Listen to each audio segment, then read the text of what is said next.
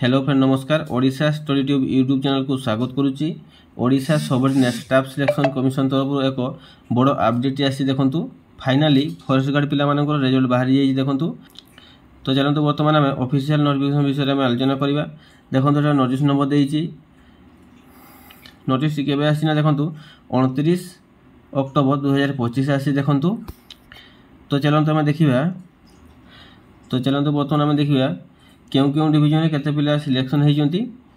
प्रथम देखो अनुगुल डिविजन कड़े एतक पिला सब सिलेक्शन होती।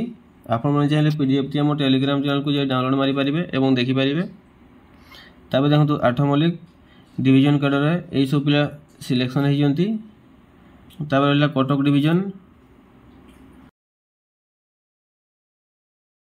तापर देखो ढेंकानाल डिविजन कड़र एमती सब गोटे गोटे डिविजन कड़े सब दि जाए तले।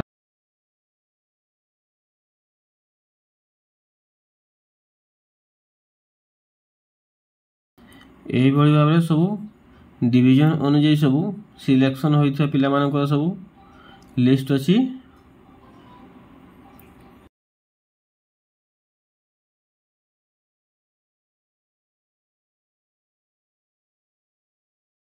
तो जो पिला माने फॉरेस्ट गार्ड एग्जाम देथिले से माने ए पीडीएफ डाउनलोड मारंतु।